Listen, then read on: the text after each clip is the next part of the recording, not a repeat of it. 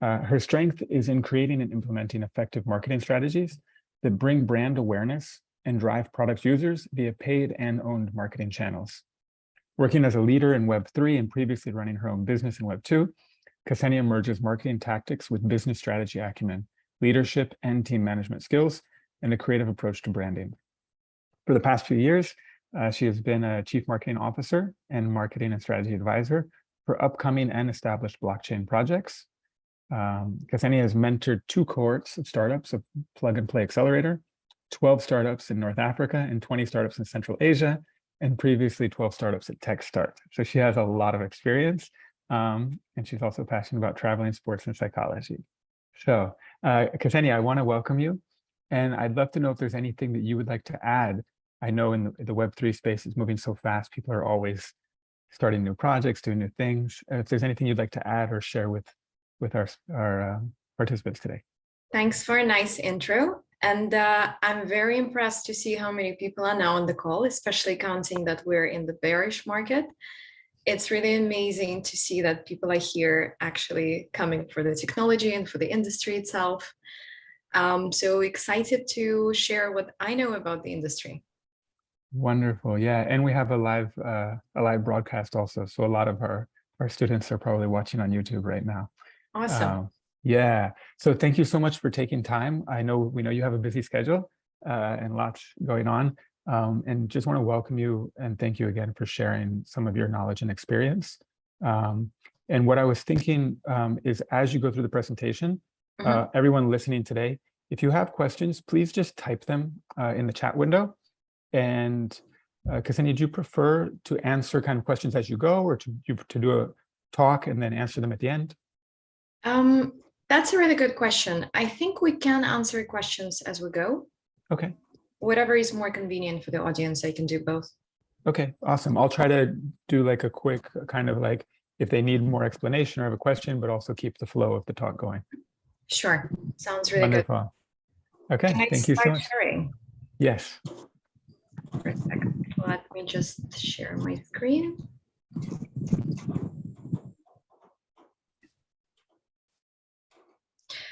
So today I'm gonna discuss with you the blockchain ecosystem and give my view of the structure, shareholders, and basically what I try to do is to provide a holistic view of the entire blockchain as an industry, because I think it must be very complicated for anyone who's coming to the Web3 space now, as it just grew massively even in the last few years. So first of all, what is the blockchain ecosystem? Surprisingly, it's not just Bitcoin and Ethereum networks, as majority of people think, and it's not even connected to financial applications only. So blockchain ecosystem is the entire industry now based on the blockchain. It can be anything from companies specializing on finance, insurance, art, digital identity, gaming, healthcare, and the list goes on and on. So here in the blockchain ecosystem, you will see multiple types of companies and multiple ecosystem players and stakeholders, which I will try to give you a more overview during my presentation. First of all, what you need to know is that the blockchain ecosystem is divided into centralized part and decentralized part. So centralized part will be projects run by single stakeholder. I a bit messed up the presentation. So centralized is projects run by single stakeholders. So it's going to be a single company or a single group of users, and they serve as a middleman or third party that helps to conduct services and takes fee for that. In the decentralized way, it's completely different. So here, the project will be run by multiple stakeholders, and usually it's done by governance and DAO systems. So there's no one central power whatsoever to control any decisions. Also, decentralized projects usually conduct peer-to-peer services. In the current state of the crypto market, there is no pure decentralization, so everybody thriving to reach decentralization. But usually how it works, a group of people starts the decentralized project. Then when it's nearly ready and at a certain stage of the growth, they're just giving it to the community to vote and form the decisions and form the future of the and its products.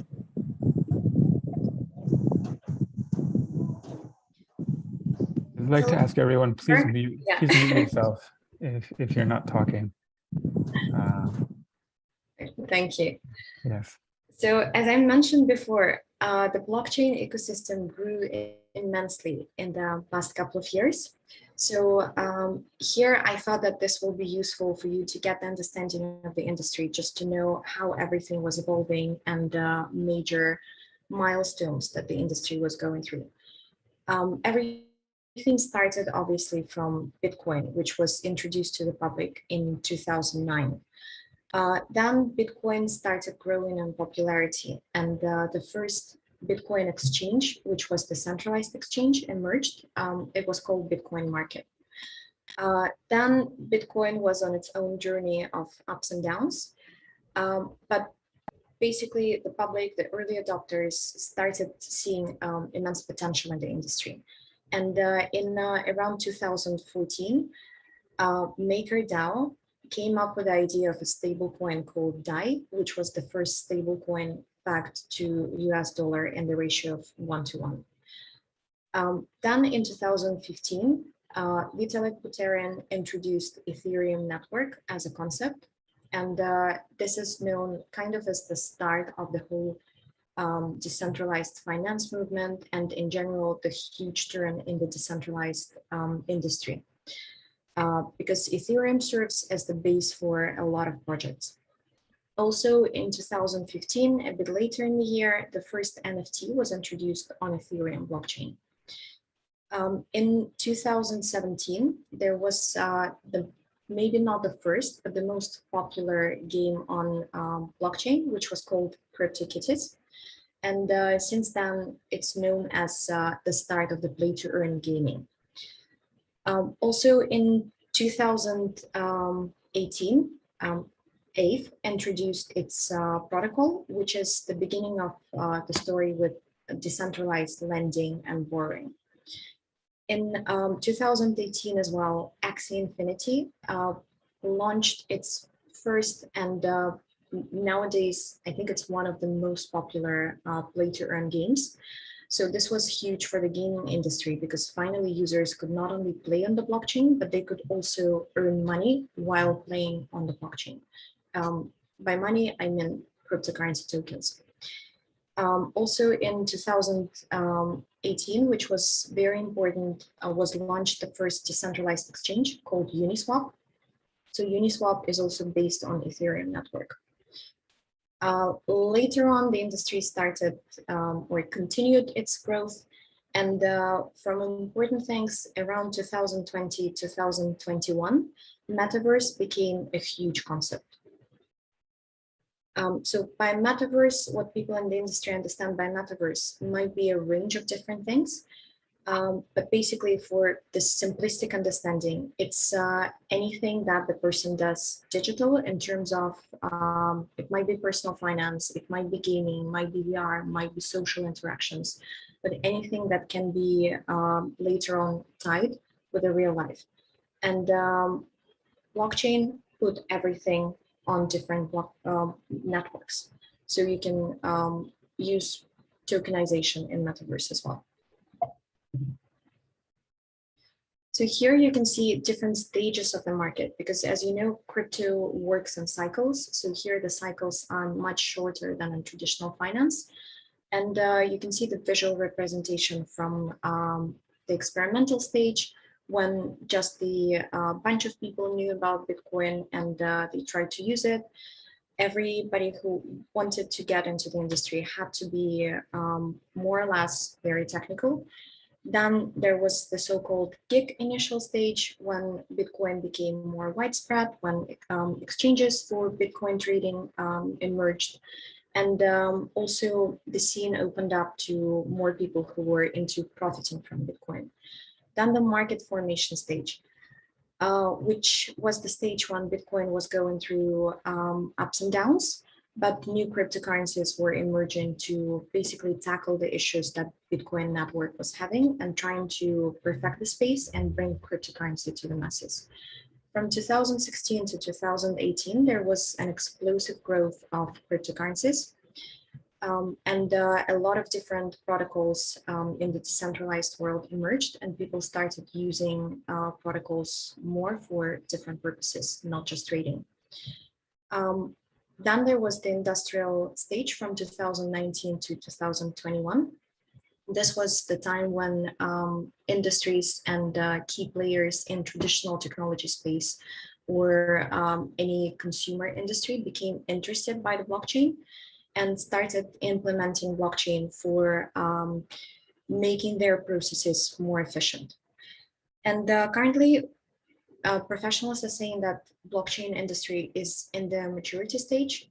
This is the stage when we have a lot of blockchain projects. If you think about it, there are over 20,000 different cryptocurrencies, which is crazy because 2 years ago, when I was just entering the space, there were just 6,000 cryptocurrencies. So if we think that more or less one project has one cryptocurrency, you can see the scale of the change in the industry. Can I ask you a question? Sure. Yeah, looking at the industry, right? And we've seen this grow from the experimental stage, you know, through kind of explosive growth, industrial. And now when we get into the industry maturity, do you think that a lot of the Web2 companies that we see today will be transitioning to Web3, or do you think we'll see an emergence of like new companies that will become leaders in the industry? I think probably it's going to be both, because what I see now, there are some really interesting projects emerging from the decentralized space, which are trying to tackle issues in healthcare, for example, or in the supply chain. But at the same time, let's call them Web2 giants. So traditional companies as we know and see them now, they're also becoming more and more interested in the blockchain technology. So I see it more as a synergy than the rivalry. Right. And then would this 2022 to 2025, would that include kind of a mass adoption, or would that come at a later stage? That's a very interesting topic, because now in the industry, there is a lot of talk about the mass adoption. And I think it was always like that. The way I see the space, it's still, it's not very high barrier to entry, but you need to be really eager to learn to come to the space. So it's not so straightforward. And technologically, there are a lot of different implications and a lot of difficulties for people to start using crypto, for example, as the means of payment for our day-to-day life.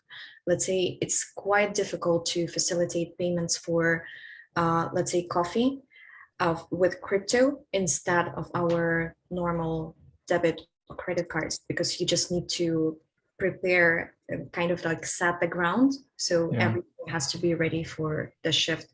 So to be honest, I think it will take longer than the next 3-4 years, but probably in the next decade, we'll definitely reach mass adoption. Yeah, I've heard that 2030 number thrown around quite a bit, but we'll see. True. Everything is changing so fast, and it often depends on what players come into the game and how easily they facilitate it. Right? For sure. Wonderful. Okay, please keep going. I didn't mean to interrupt. No worries at all. So how does this industry looks from the centralized perspective? So the kind of players you can see on the centralized landscape in crypto now are centralized exchanges, for example, like Binance, Coinbase, and Kraken, blockchain infrastructure providers like Infura or Alchemy, crypto wallets like Ledger and MetaMask. Here it's not fully centralized, but there is a large centralization element. Sorry, I can't hear you well. Can you please tell it once again? I just muted them. Thank you. Should I continue? Yes, please. Sure. Also, media platforms are mostly centralized in the space now. So from the top platforms, you can see Cointelegraph and CoinDesk, which are updating users about the current state of crypto. You can see crypto boards like CoinMarketCap and CoinGecko, where you will see the full list of different tokens, different projects that are around with all the stats for them. Crypto security auditors, like Certic, for example, who are making sure that the blockchains basically are not faulty, are efficient, and can serve their purpose. And I would say from centralized landscape, it's also regulators, which is currently the major regulator is SEC. Blockchain space is not regulated fully, but I think it's moving towards that direction. And if you read the news on crypto more or less every day, you can hear that SEC did this, SEC did that. So some tokens are deemed as security tokens. And basically the whole industry is awaiting for more clarity from the regulatory perspective. We have one question from Sumit, who was just asking if you could kindly repeat a few examples of crypto security auditors. Sure. So one who's for sure centralized is Certic. Then there's quite a wide range of security auditors, but it's a mix between centralized and decentralized. Awesome. Yeah, and I would recommend also all of you. This is obviously, it's so vast, the material we're working with, but I encourage all of you to go and also do your own research and kind of just look stuff up and familiarize yourself. Thank you. For sure. It's very helpful, I think, in general, anywhere in blockchain, whatever topic you're interested in, it's very helpful to go deeper because, as I mentioned before, there's no single space where you will get all the information just because it's humanly impossible to fit it into one platform. So I think the more you learn and the more curious you are, the easier it's going to be for you to become fully immersed in the industry. So from the second side of the barricades, from the decentralized landscape in Web3 industry, I like to divide everything in layers just so it makes kind of a clear flow of information. So layer one will be projects who are building the main blockchain network, and this blockchain network is in charge of on-chain transactions. Layer two is any project that is building something on top of the main blockchain network. So it's either a network or a technology that is going to perfect the main blockchain. So here, the majority of work is done with scalability of the blockchain. So in terms of scalability, what is taken is the number of transactions that the blockchain can process and efficiency. And layer three will be the decentralized apps that are built on blockchain. And the decentralized app is probably what you will see in the blockchain space as the end user, because here you will have the smart contract. So you will have part of the blockchain and you will also have the front end user interface. And there's a question from Petra, who's asking what layer is Polkadot, for example? Polkadot is layer one. So any blockchain, I think to make it more simple, the way I try to understand it, any blockchain that creates an ecosystem around it. So the blockchains who are inviting developers to build on top, who are basically partnering and trying to integrate the technology are layer one. Layer two will be anything that's on top of layer one that is making life of developers basically easier. And layer three is anything user-centric. Thank you. Sure. So here is an examples for layer one. It will be Bitcoin network, Ethereum, Cardano, Phantom, Polkadot, and others as well. For layer two, for example, it's going to be Polygon, Optimism. For layer three, I think one of the most popular dApps are decentralized exchanges, something like Uniswap or SushiSwap, for example. Awesome. And where would something like a game come in? Like say, for example, Steppen. Yeah, that's going to be also a dApp. So this comes to the next slide. There are lots of different types of dApps, just because, as we'll already discussed, the industry is growing massively. So blockchain is finding new applications. So first of all, as the blockchain space was evolving from Bitcoin, from trading, and from everything connected to finance, the first two applications are decentralized exchanges, which are top of the list. Then it's decentralized finance, which can be lending, borrowing, providing liquidity, or any sort of centralized financial operation that you can imagine moved onto the blockchain. Social media is also moving to the blockchain. Later on, gaming as well is a massive category of dApps now, one of the top used categories. Governance and voting for different protocols, fundraising and advertising, NFT marketplaces, which are becoming more and more popular. Digital identity, it can be anything from storing your medical records to storing your, let's say, passport information, and different applications working on metaverses.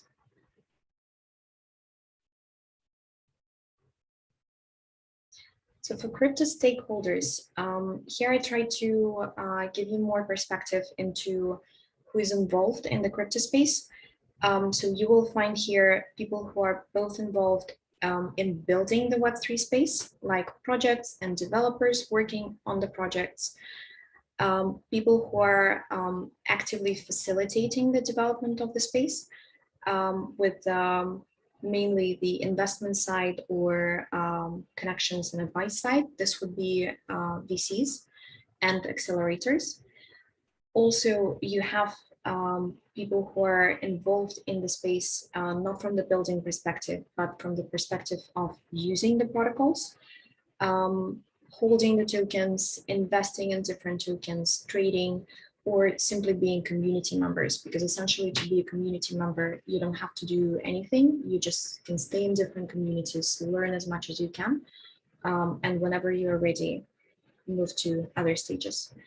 And obviously this would be regulators such as SEC, which are getting more and more involved into this industry. So that's more or less it. Thank you for your attention, and I will be happy to stay in touch, and we'll be happy to jump to your questions. Awesome. Ksenia, thank you so much. Really appreciate that.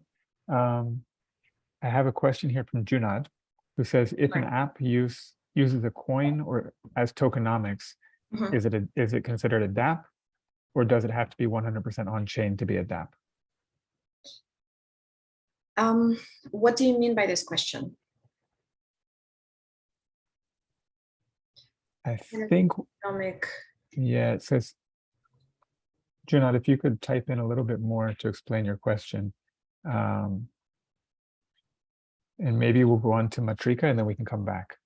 Junad is asking, where's the frontier? Where's that line between being an app and being a dApp? That's the question. Basically, as a general rule, any app that is built on the blockchain is going to be a dApp. Like, let's say, it's a good question if you can be an app that just has a token. Really good question, but yeah, probably not. But I don't have the technical background, so it's difficult to tell with 100% clarity. Yeah, I think this is also such an emerging market that we're starting to see ways that people are using the technology. Yeah. And I'm sure, if we gave the same talk in 5 years, there would be a lot of even additional players in use cases, right? I mean, now we start to see, go ahead. The way it usually works in the space now, I was just thinking about traditional apps that have the token. Usually they launch the token, but you can not fully claim it for now. So for example, like Sweatcoin, where you walk for earning coins. So you have the token, but you cannot use it now because the company is still in the process of building. Excellent. And here's a question from Matrika around marketing. Mhm. And they're wondering, what's the difference between Web3 marketing and are the tools that are helpful for marketers, or what are the tools that are helpful for marketers to get an edge over other Web3 Mhm. endeavors? That's a great question. It's very interesting because it changed even in the last 2 years when I was in crypto. So when I just started working full time in the blockchain industry, it was completely different. So let's say it was a bit like a baptism by fire. Um, there was not so much emphasis on user experience, not so much emphasis on product design, for example. So it was more like built for core crypto audience. Now, when we're going more and more into mass adoption, there is more emphasis on traditional marketing vehicles. But now I see the space in Web3 marketing kind of as a merge between Web2 tactics and Web3 tactics. Like, let's say some things will be very native to Web3, others will be the same as on Web2 with a certain spin. So I think what changes is the number of stakeholders that you have, the number of different target audience that you can go through, and it also changes quite massively in the psychology of people, because first of all, what you do in marketing in crypto depends on the cycle of the market. So let's say if it's a bull market, you will use one set of tactics, you will use one budget. If it's the bear market, you will shift it, just because you will see the shift in audiences of people. Now with the bear market, for example, it became quieter, so there are less speculators, and people are more interested to see the technology, and they're more interested to basically use protocols. Yeah, that makes a lot of sense. I would also like to add, I think when I think of like Web3 marketing, I also, and again, it's kind of gray areas, but I think about DAOs and communities that they create and how the Sure. community creates value to the point where the same members of the community are now going out and inviting their friends and colleagues and others to that community because there's value created there for them. It's a Which, very valid point, because I think this is where Web2 was taking practices from Web3.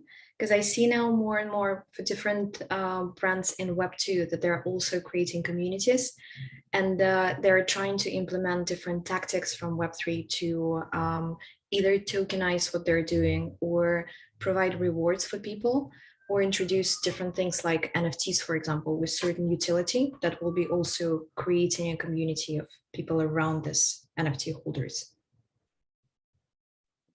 and from Oleye, we have a question. If you could speak a little bit more about governance and voting and kind of where does that fit within the ecosystem?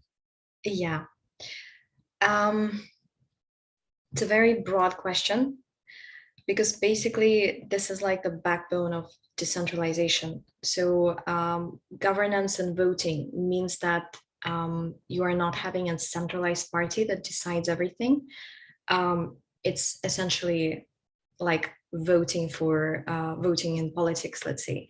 So it's not one person who comes and decides who's going to be the next prime minister or president. It's the collective of all the people of this country. So the same analogy can be used for the project, for example. It's going to be the collective of people who are staking the token and having a certain voting power and voting on different decisions. Decisions can be in basically any industry, from tokenomics to product design to new features introduced, new markets opened. So anything you want to do with a project is going to be connected with voting. Now, as I mentioned already, there are not too many projects that are at the stage of 100% full decentralization. But there are a lot of projects that are moving to this side slowly but surely.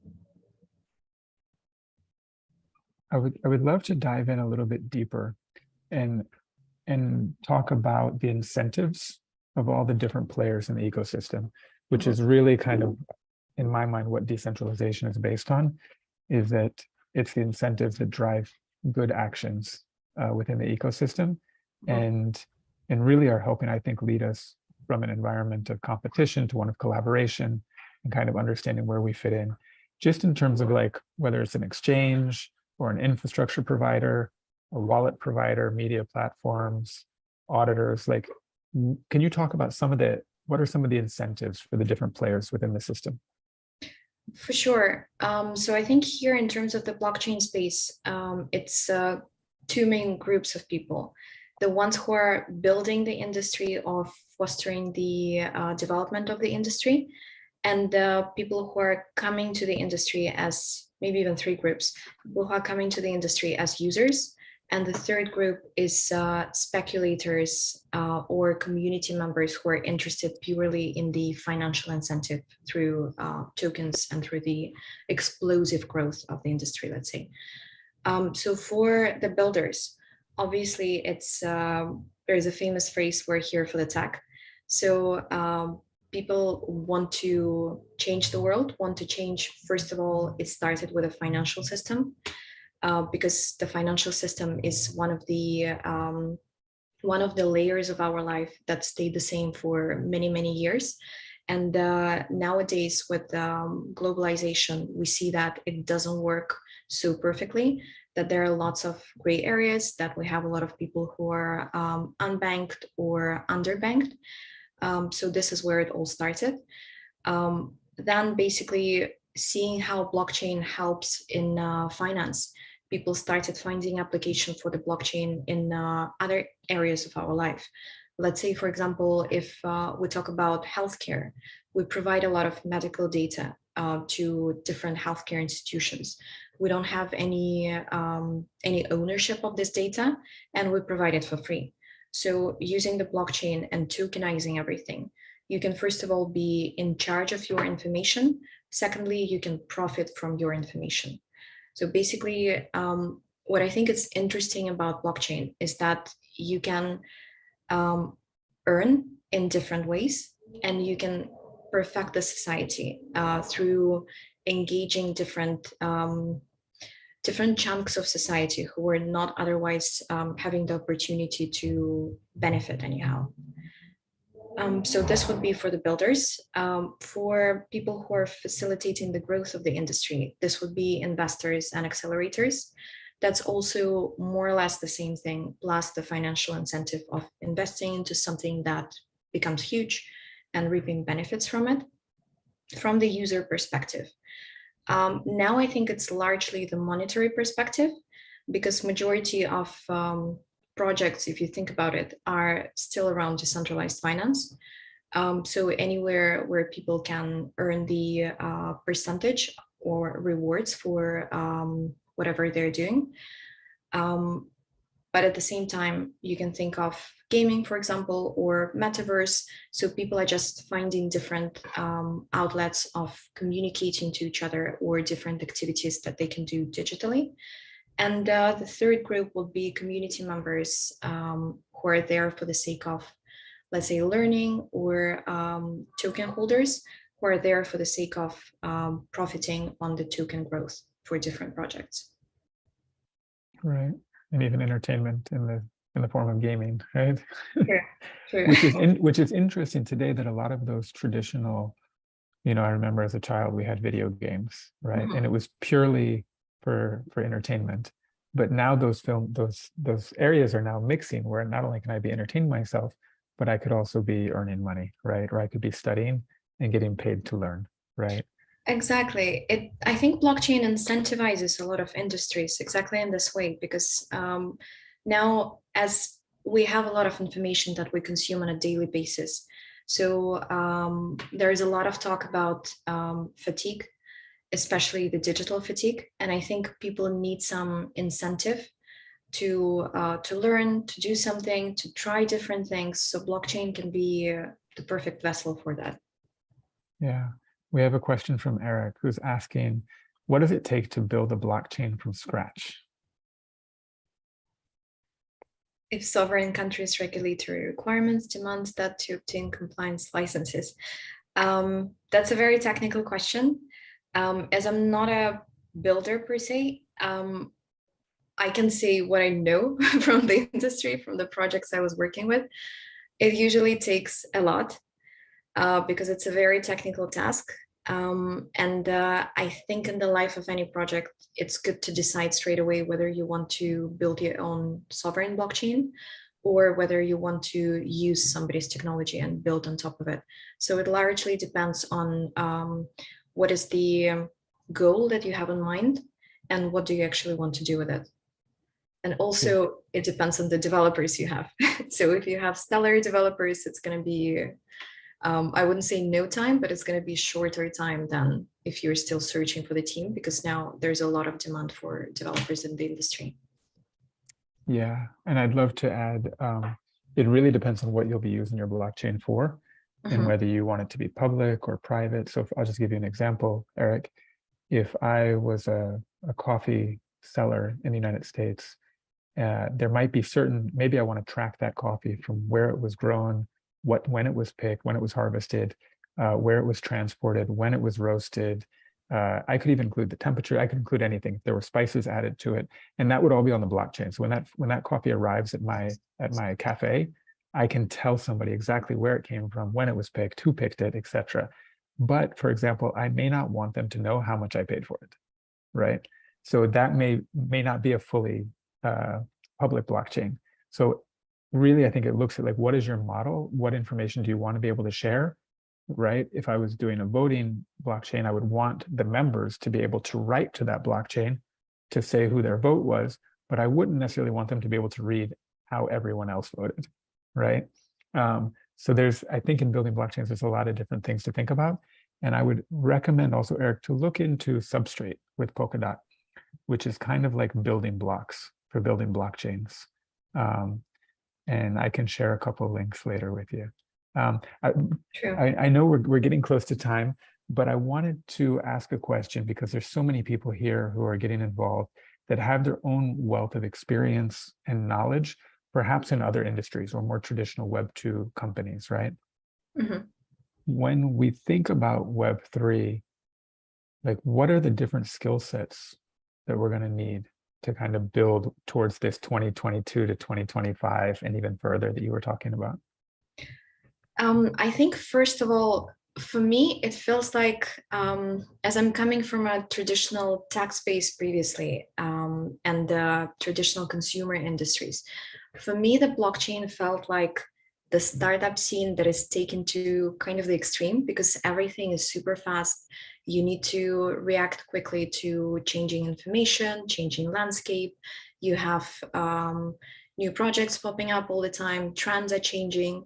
So I think you need to be very agile in the maximal sense of this word. You need to process a lot of information, and you need to have this ability to kind of clean out the information that you need to keep and the information that you don't need now. I think you need to be very curious also, because there's a lot happening in the space. And starting anything, obviously you cannot know everything that's happening in not just in blockchain, but in any industry in general. But here I think you need kind of a broader skill set than if you're doing something in Web 2. Also, what I feel for Web 3, I think different parts of the project work are very much intertwined. Like, let's say in terms of marketing, for example, if you're working in a traditional space, you will have different marketers for different channels. You will have product marketers, brand marketers. Here, as it's a startup culture, it's kind of, you need to be a one-stop shop solution for in a lot of use cases. Depends also largely on what you're planning to do. If you're a developer, you need to have one skill set. I think you need to choose the projects that you would like to work with and learn the languages for them, because there are many projects that work on particular languages, and they're very much in demand now. If you want to be in the marketing space or in any user-centric space, I think it's good to have channel knowledge, and also it's good to have to be a good generalist. So you just you're able to have an overview of what's happening. You are able to segment the information and understand what has to be useful now. Amazing. Thank you so much, Ksenia. We're almost done, but I just wanted to do the last question. And this is one that has probably been talked about before, but it's always good to repeat. Somebody's just asking if you could talk about the difference between Web 2 and Web 3 and what the benefits are. Yeah, for sure. So Web3 is used kind of like an umbrella term now, and I think it became extremely popular maybe only this year, because now everything that's connected to blockchain and crypto space is kind of called Web3. But in general, if you think about the progression, there was Web 1, which was read-only. So it's websites where you could read the information, and it basically looked something like I don't know, like a schedule, for example. Web 2 is where you read and write. So think about the blogs, think about of different platforms that allowed social media. So this is the first interaction in the digital space. And Web 3 is where you not only read and write, but you also own. So here comes the huge importance of the concept of tokenization, of the community, of owning your own information, of having some exclusive rights or exclusive access to some information. So basically, the main concept is about the ownership. Excellent. Ksenia, thank you so much. We're so appreciative for you taking time. Thanks for inviting, and the questions were really great. I agree. We have an incredible audience. There's still 98 people here till the end, plus all of those on YouTube. And of course, the recordings will be available for those who are in time zones or work in a way that they couldn't. Before we go, I want to, and thank you again. And I want to introduce everyone here at Unit Masters to Waleska, who is with our conference team and would like to speak to you all a little bit. But Ksenia, you could either stay or sign off. Thank you so much. Thank you, guys. Once again, it was a pleasure. Thank you. And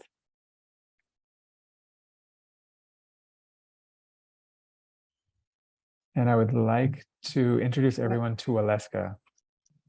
Can you hear me? Yes. Can you hear me, Zach? Perfect. Yes. Thank you so much. And thanks, Ksenia, for that insightful talk. It was very good, and all the questions were amazing. So I'm Valeska Serpa. I'm from the Unit Conference team, and I'm here to get you excited to work with us and partner with us to bring Unit conferences and Unit Network to your communities. So basically at Unit conferences, our main goal is to make sure that Unit Network is present in all big and small events around the world. And the way we do that is by partnering up with key people in different cities. So we're looking to grow the number of partners we already have.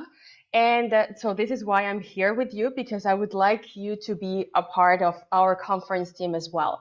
So think about hosting maybe small events or big gatherings. We have all the support that you need in order to succeed at this endeavor. And this will also help you grow into establishing your presence into the blockchain and Web3 community. So I don't want you to think that you have to be an expert on blockchain. I myself am not an expert.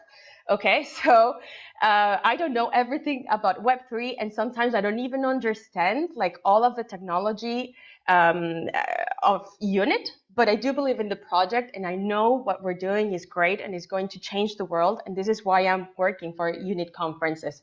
So I started back in April. I did the World Caracas Forum, and here I am working with the core team now for a conference team. So this is also a path that you could take if this is something that you would like.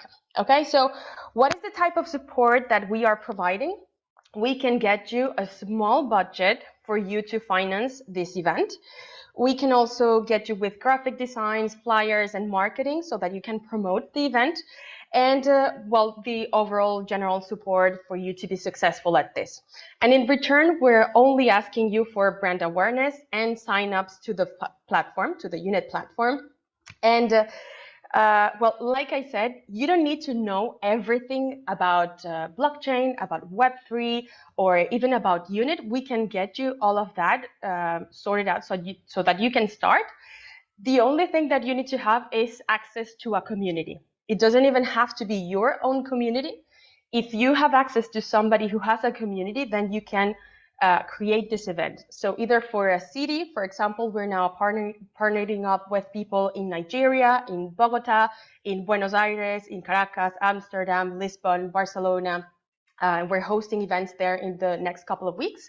But you can also be from an industry, for example, art, hotel, movie. Okay, so if you have an idea for a city or an industry, please reach out. I'm gonna leave here in the chat a survey that you can fill in, and so that we can reach out to you and then start working on making you a partner of Unit Conference. And well, you can reach out to me. I'm in every chat for Unit Network. So my name is Valeska Serpa. I don't know why it's not on the Zoom, but I will just leave it here. So if you want to reach out to me on Telegram, this is my Telegram handle, and I will be welcome you with open arms, because we're looking for all of you to be a part of Unit conferences. So I don't know, any questions, or Zach? Yeah, That's it from my side. Thank you so much. I just wanted to say thank you so much. If you have questions right now, please just type them in the chat room and I'll bring them up. But I want to say that, like, I know a lot of you probably have study groups. If you're already doing a study group and you meet with 10 people or 5 people, it's a great opportunity to say, hey, let's get together and do an in-person event. And each of you can invite 1 or 2 more friends to learn about what Unit Masters is, to learn about Web3, different opportunities. And as Waleska said, the conference team will help you to create that event, right? As you already know, Unit Network is about community as well as tokenization. And we really believe that every token that's created, the strength of it will depend on the strength of the community. And that means people, right? It means you and us and all the people that we know kind of coming together around a shared value and a shared interest, right? And understanding that together we're the ones who actually create the value, and then we're the ones who share and distribute that value. So it could be today, it could be in 2 weeks or 2 months that you're like, you know what, I think I'm ready to host an event. Then that's the right time to reach out. Some of you today might be like, oh my God, I needed this last week. So then reach out to Valeska right now. The conference team is truly amazing. And there's a question here from Hanif. It says, can we also get support to showcase Unit Network in big blockchain and Web3 conferences? Yes, we can do that. Yeah. Yes. We're and again, I think one of the big initiatives is we understand that one of the biggest barriers to Web3 is just education. And once people have access to that education, and we try to do it in a manner that's free and supportive, there's going to be a greater adoption. And we really see the benefit of greater transparency, greater fairness, a more equitable distribution of value in society as a way to lift everyone, so that, we wake up in the morning and say, what's my purpose in life? What am I passionate about? How do I want to give back or provide service to my family, my community, my country, or the world, right? Cool. It looks like one other one. It says, can we also take initiative for virtual events as well, from Sumit? Yes, definitely. We have different types of events. So small gatherings, maybe like a meetup. We can do maybe full day online events. We call them world forums. And we can do other types of maybe co-sponsoring or partnership, collaborating. Maybe we can send you to a big event somewhere where you can be like our ambassador. So we have different programs to work out depending on what you need and what you want to do with us. Wonderful. And I will say that later in Unit Masters, we also have city and industry groups. And if you stick with us for a few more weeks, we'll be inviting all of you to join one of those and potentially be a Unit ambassador, where you really get to welcome people, engage, and share information and opportunities. But that'll be coming in probably next week or the week after. Wonderful. Cool. We're going to wrap it up. Thank you to all of the Unit Masters team that has been here with us today. I see Kingsley on. I'm sure I saw Yip joining today. And I'm sure there's a bunch of others, but I just want to thank you all and say have a great weekend. And check in tomorrow. We're going to have a demo session. So also another chance to learn and grow. Thank you so much. Thank you, Zach. Thank you, everybody. Bye-bye. Goodbye.